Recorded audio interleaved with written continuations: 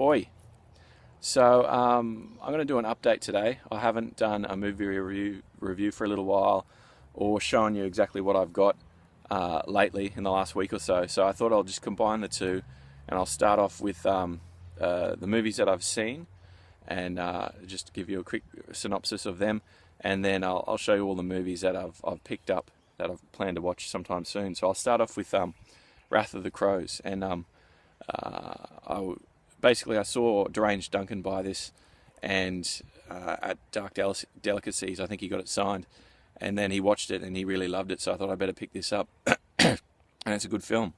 It's got Tiffany Shepis and one of the other ones, one of the other horror scream queens in it. You'll know them from a whole bunch of other B movies. And basically, when this started, the opening scene, I thought, oh, okay. And I actually didn't think it was going to be that good. I didn't like the opening scene, basically, but I persisted.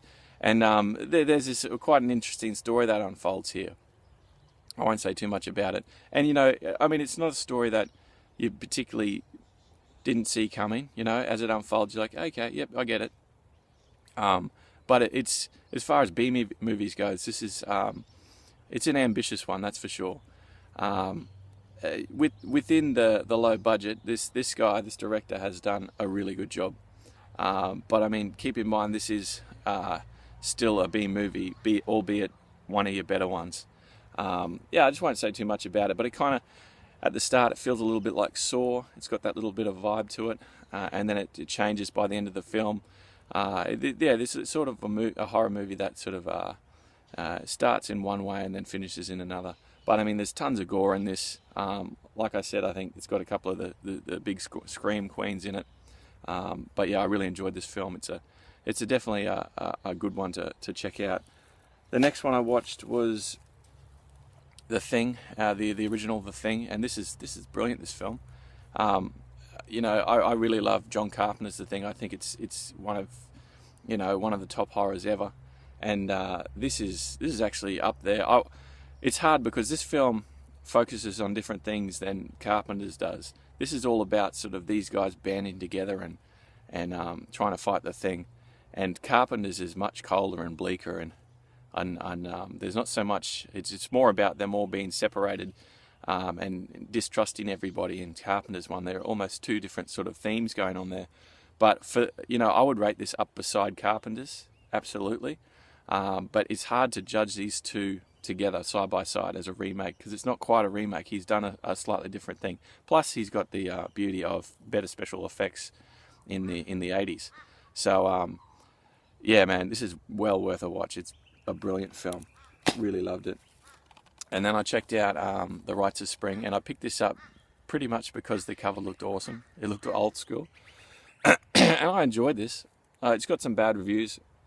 It's nothing you haven't seen before. It's all your stock standard sort of slasher stuff. It does try to weave two stories and loosely join them in the middle. There's sort of these two. There's a story of this girl being kidnapped by one group of people, and then a kidnapping by another person, and then somewhere in the middle they kind of meet. So that was probably a slightly different take on the whole slasher thing. But in the end, it is just a stock standard slasher. I like the character they used. I think he's Wormface or something like that. And like I said, man, this isn't anything you haven't seen before, but I enjoyed it, and I would actually be keen to see a sequel. It was fun. So they're the three that I've seen: Wrath of the Crows and The Thing and Rites of Spring. All good films. I recommend checking out all of them.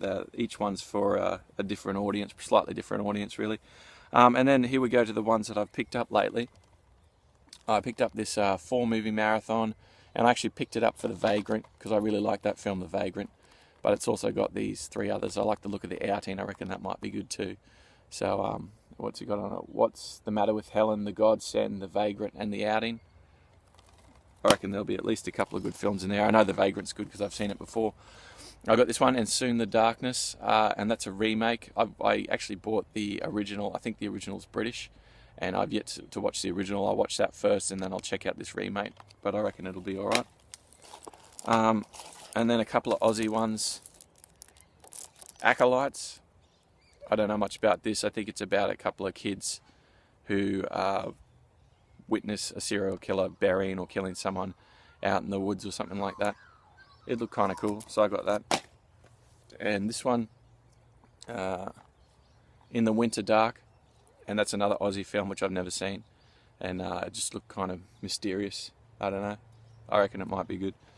And then I went on a bit of a nurse horror purchasing spree, so just buying horrors based on nurses, because you know that new nurse one came out whatever a year ago.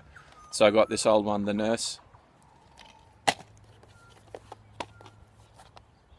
Nursey. And this one's called Sick Nurses. So yeah, a bit of a horror themed, a nurse horror themed movie night might be ahead. But anyway, guys, that's a few movies that I've watched and a bunch of ones that I've picked up. So I've got a lot of watching to do. I don't know how I'm going to fit it in. But anyway, thanks for watching, guys, and I'll see you next time. See ya.